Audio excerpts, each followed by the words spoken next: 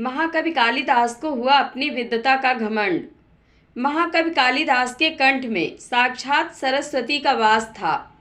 शास्त्रार्थ में उन्हें कोई पराजित नहीं कर सकता था।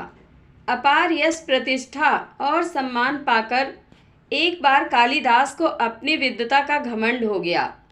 उन्हें लगा कि उन्होंने विश्व का सारा ज्ञान प्राप्त कर लिया है और अब सीखने को कुछ बाकी नहीं बचा। उनसे बड़ा ज्ञानी संसार में कोई दूसरा नहीं।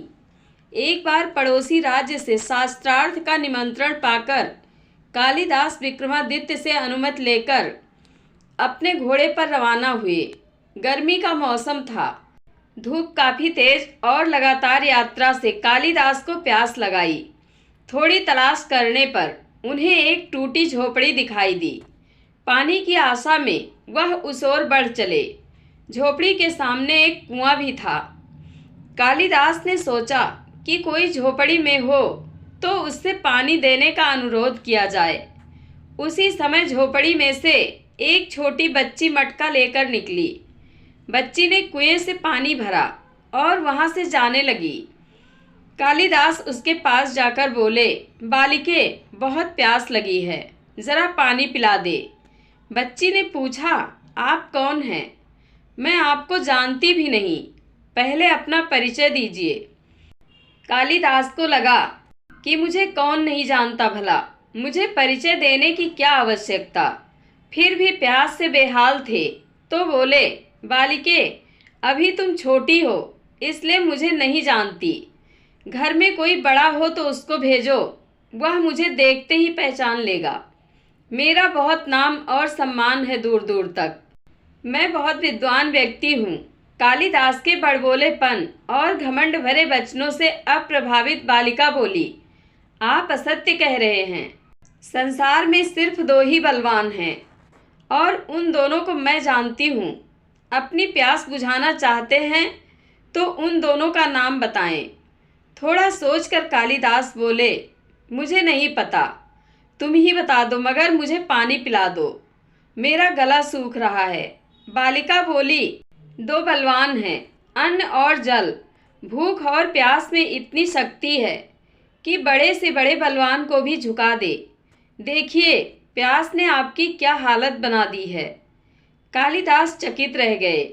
लड़की का तर्क अकाट्य था।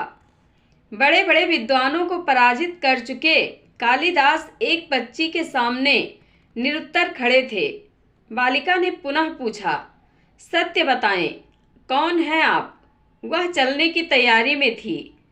कालिदास थोड़ा नम्र होकर बोले, बालिके, मैं बटोही हूँ। मुस्कुराते हुए बच्ची बोली, आप अभी भी झूठ बोल रहे हैं। संसार में दो ही बटोही हैं, उन दोनों को मैं जानती हूँ। बताइए, वह दोनों कौन हैं?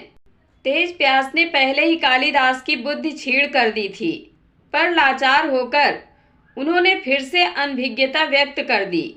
बच्ची बोली, आप स्वयं को बड़ा विद्वान बता रहे हैं और ये भी नहीं जानते एक स्थान से दूसरे स्थान तक बिना थके जाने वाला बटोही कहलाता है। बटोही दो ही हैं, एक चंद्रमा और दूसरा सूर्य, जो बिना थके चलते रहते हैं। आप तो थक गए हैं, भूख प्यास से बेदम हैं, आप कैसे बटोही हो सकते हैं? इतना कहकर बालिका ने पानी से भरा मटका उठाया और झोपड़ी के भीतर चली गई। अब तो कालिदास और भी दुखी हो गए। इतने अपमानित वह जीवन में कभी नहीं हुए। प्यास से शरीर की शक्ति घट रही थी, दिमाग चकरा रहा था। उन्होंने आशा से झोपड़ी की तरफ देखा।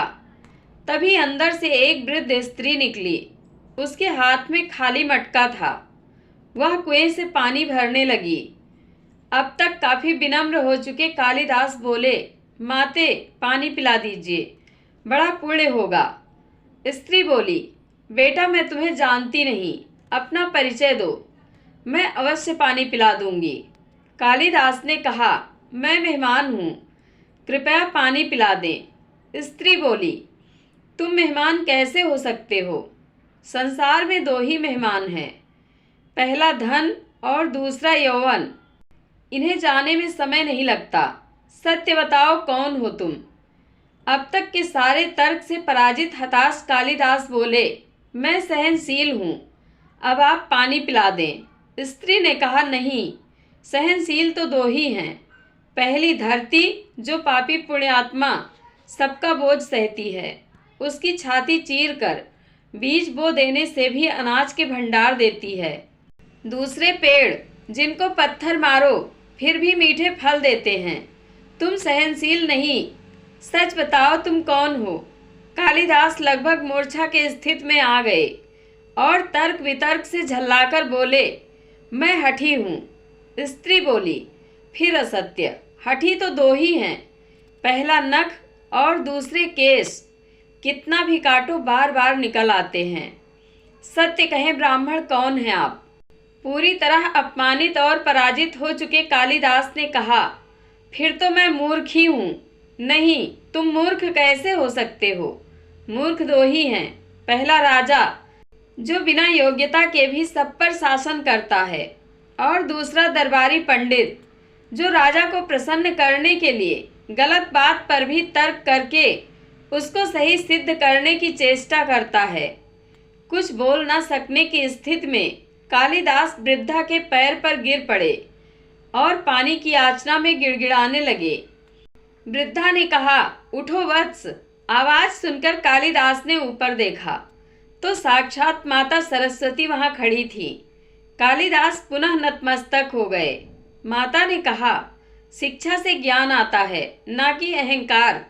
तूने शिक्षा के बल पर प्राप्त मान और प्रतिष्ठा को ही अपनी उपलब्धि मान लिया और अहंकार कर बैठे, इसलिए मुझे तुम्हारे चक्षु खोलने के लिए ये स्वांग करना पड़ा। कालिदास को अपनी गलती समझ में आ गई और भरपेट पानी पीकर वे आगे चल पड़े। जय श्री राम। आप लोगों को यह कथा कैसी लगती है? कमेंट बॉक्स में अपनी राय अवश्य दें। धन्यवाद।